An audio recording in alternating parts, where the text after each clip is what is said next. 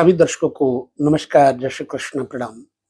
उपस्थित हूँ मैं आपके साथ चर्चा करने के लिए धनेश की जन्म कुंडली में धनेश की कितनी आवश्यकता है, सब जानते हैं। जिसके पास धन नहीं है वह बेचारा कहा जाता है, और जिसके पास धन है कभी कभी वो आवारा हो जाता है। लेकिन हम यहाँ चर्चा करेंगे धन की ही नहीं, कुटुंब की भी। आप अपने जन्म कुंडली में देखिए कि आपका दूसरे घर का स्वामी कहाँ पर है। यह धन का मालिक है। अब धन का मालिक अगर लग्न में जाए तो क्या फल देगा? धन का मालिक धन में हो तो क्या फल देगा जातक के ऊपर? बहुत महत्वपूर्ण जानकारी है ये।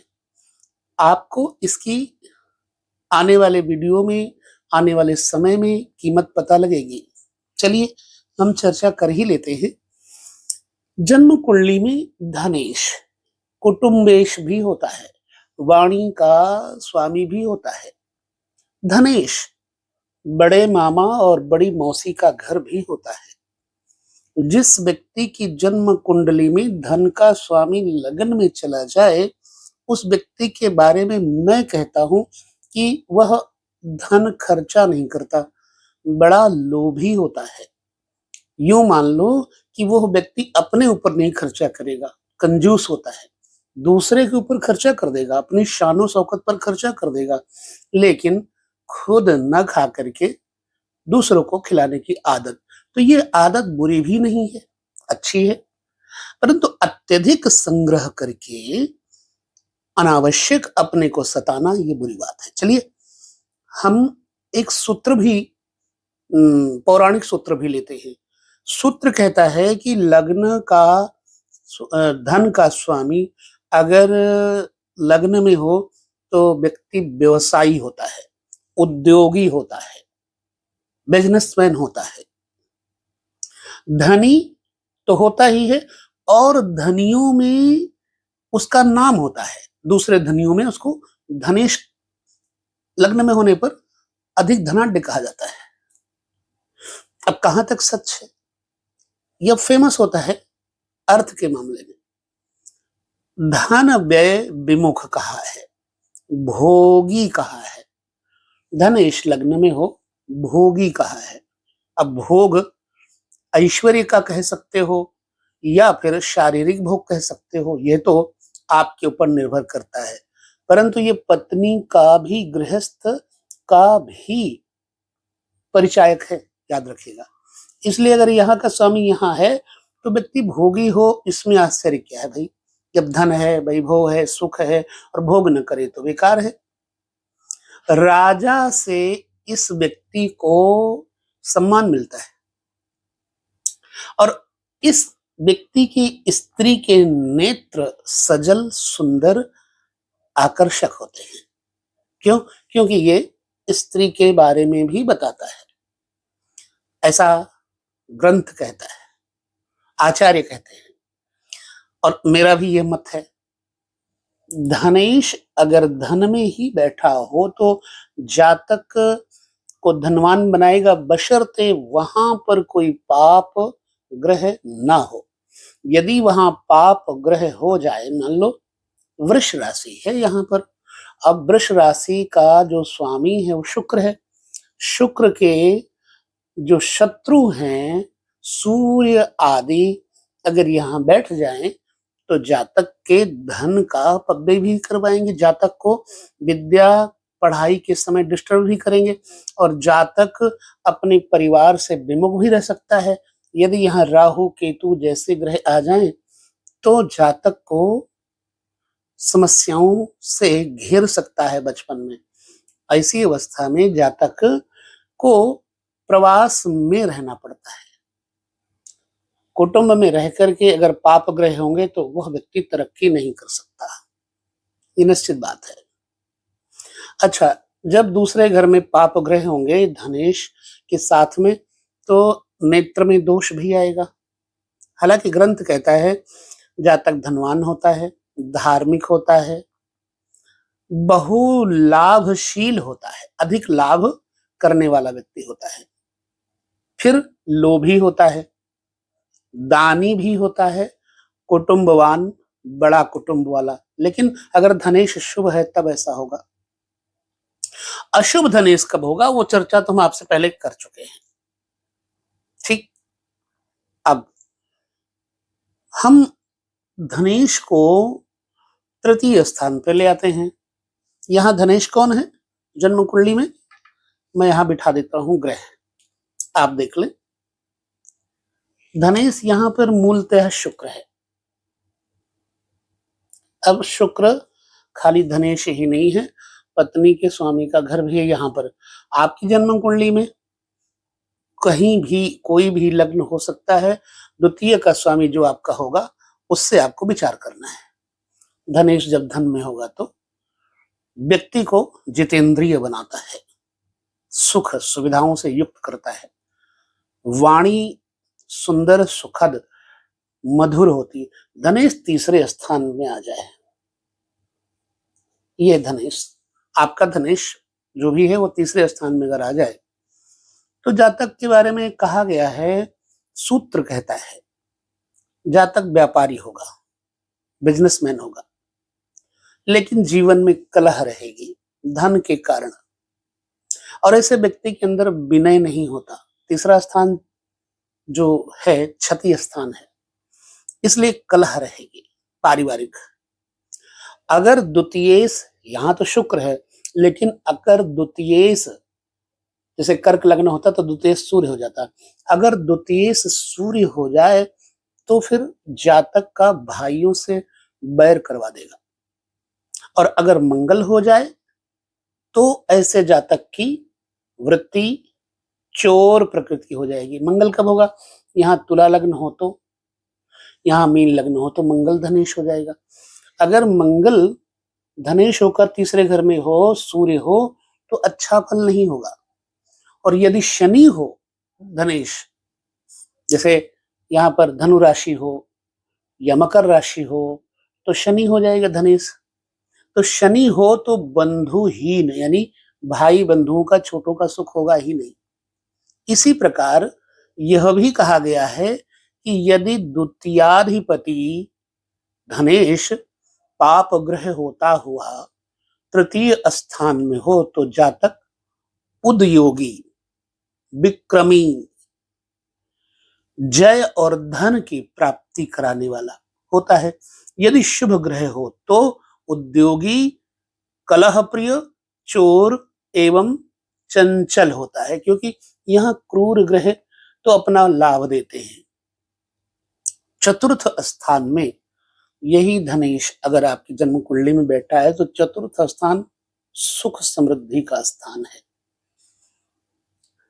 चतुर्थ में जब धनेश बैठेगा तो जातक को मातृ पक्ष से धन लाभ होता है, मातृ पक्ष का सुख परम मिलता है, और पिता से भी इस व्यक्ति को द्रव्य प्राप्त होता है। ऐसा व्यक्ति अन्य पुरुषों के साथ उद्योग करने वाला होता है, दूसरों के साथ व्यापार सफल होता है, और यह व्यक्ति झूठ नहीं बोलता। जब धनेश चतुर्थ में होगा तो व्यक्ति झूठ नहीं बोलेगा, सत्य वक्ता होगा, दयालु होगा। अब इसका पराक्रम तो ये हो गया ना, धनेश का पराक्रम ये हो गया।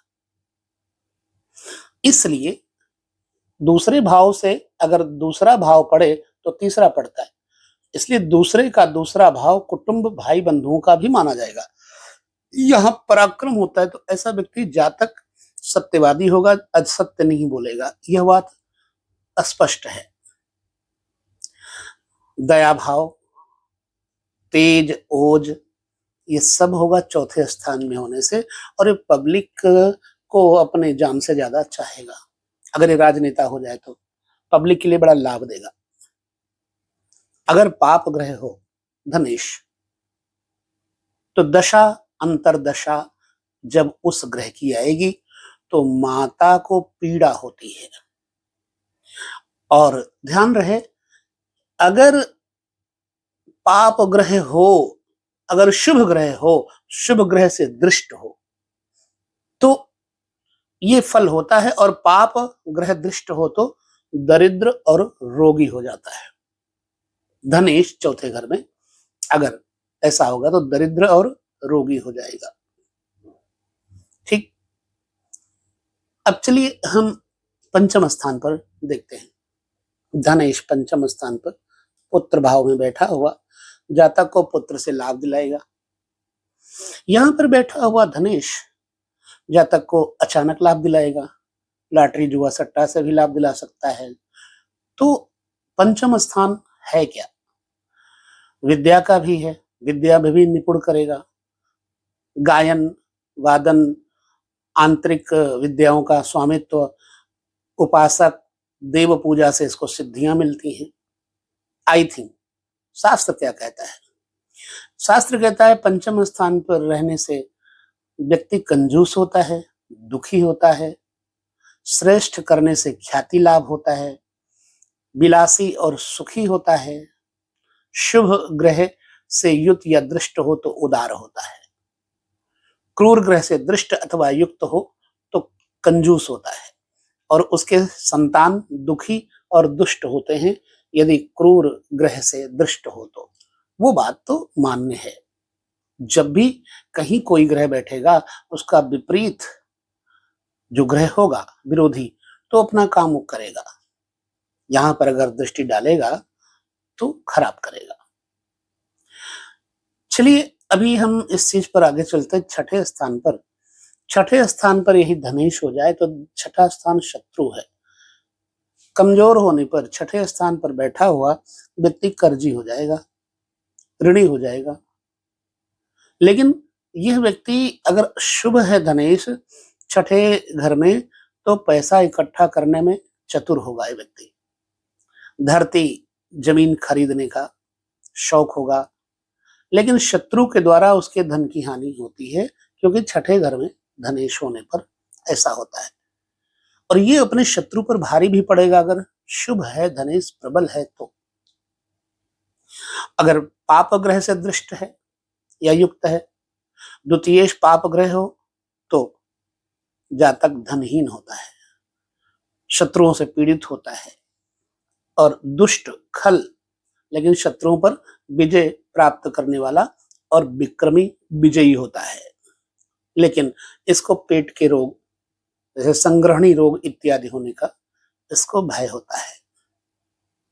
आई थिंक, और ये जीवन जब पापी और दुरात्मा ग्रह से युक्त हो जाएगा तो यह व्यक्ति पुनः दरिद्री हो जाएगा, बड़ी मुश्किल से जीवन निर्वाह करेगा।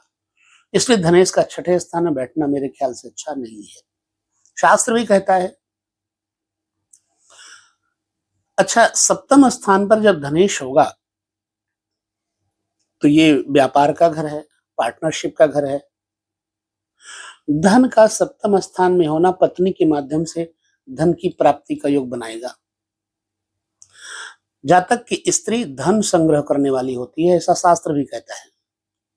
और श्रेष्ठ विलास भोगवती और आनंददायिनी पत्नी मिलती है इसको।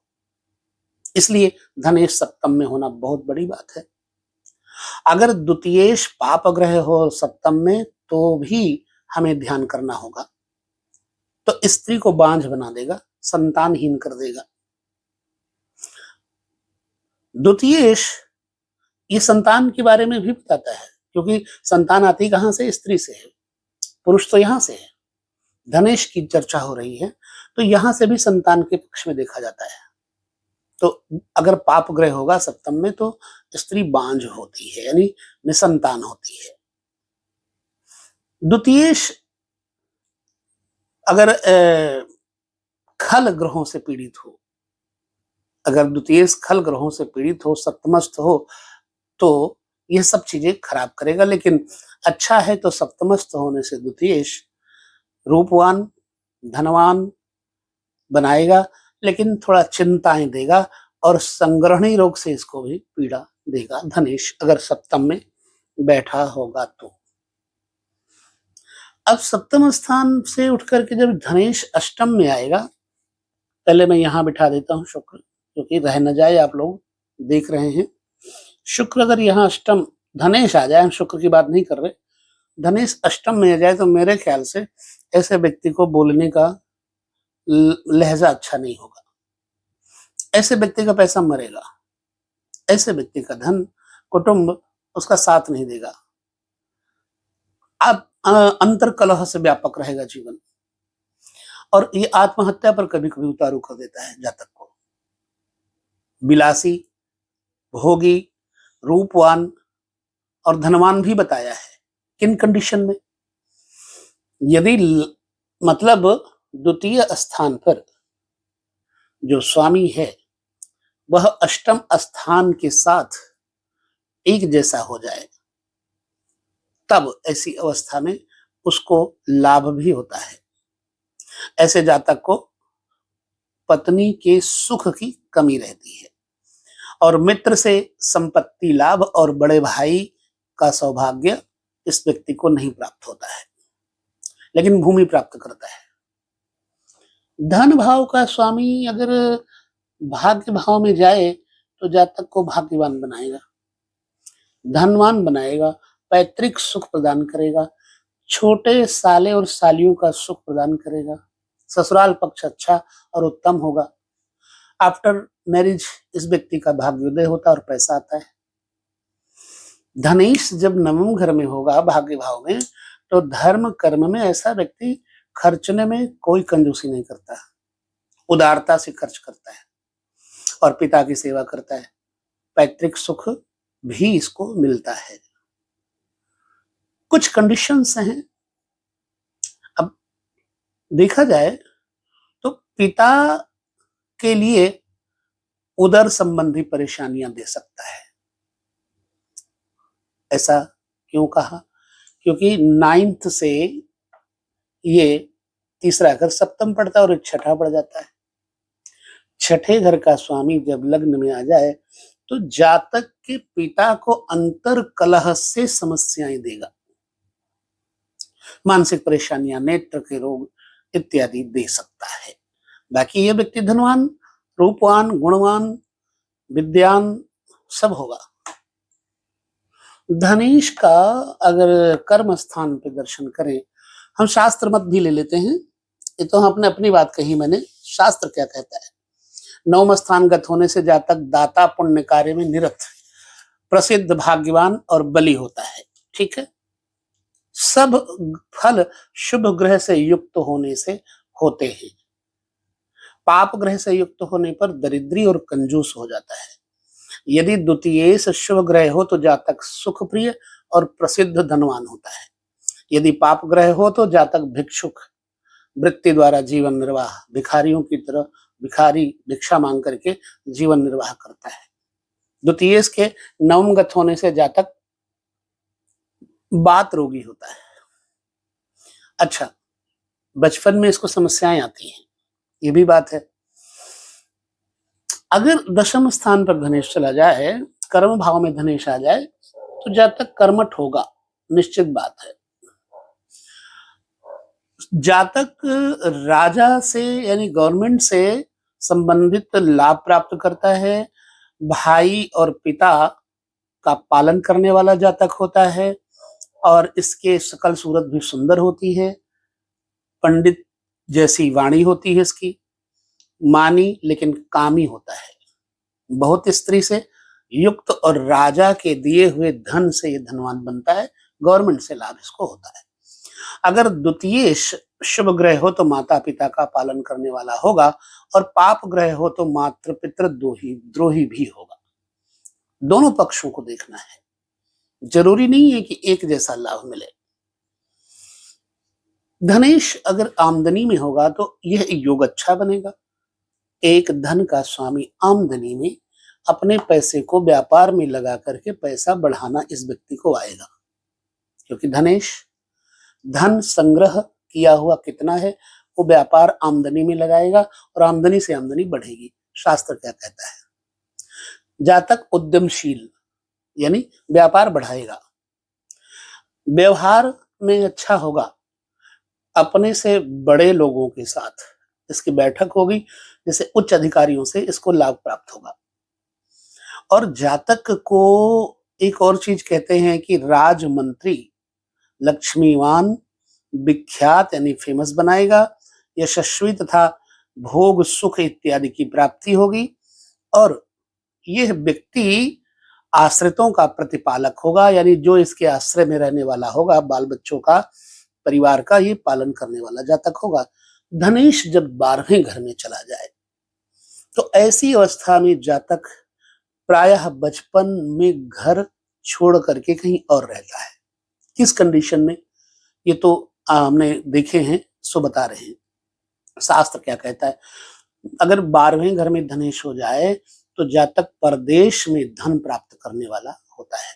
वही बात आई, पापी, कपाली, म्लेच्छों की संगति करने वाला, भूत प्रेत तंत्र मंत्र इत्यादि की संगति में रहने वाला, क्रूर और बली होता है।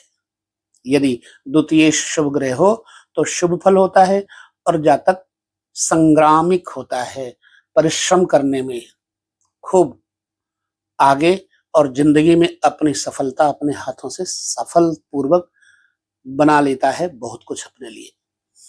तो धनेश का 12वें घर में फल यही होगा, व्यक्ति के पास जितना आएगा उतना खर्च कर देगा, और ये तंत्र मंत्र, झाड़ फूक इत्यादि में ये व्यक्ति लगा रहेगा, और पुनः भोगी वृत्ति वाला भी बनाता है। स्त्रियों का भोगी, बहु स्त्रियों का भोगी। खैर 12 घरों तक धनेश का प्रतिफल ऐसा देखने में आया, शास्त्र के अनुसार भी और मेरे अनुसार भी। अब आपके टिप्पणियों के इंतजार में हम रहेंगे कि आपको इसका प्रतिफल कैसा लगा। जिन लोगों ने टिप्पणियां दी हैं हम उनको जवाब अवश्य देंगे अगले वीडियो में। यहाँ पर हम लेते हैं विदा। नमस्कार, जय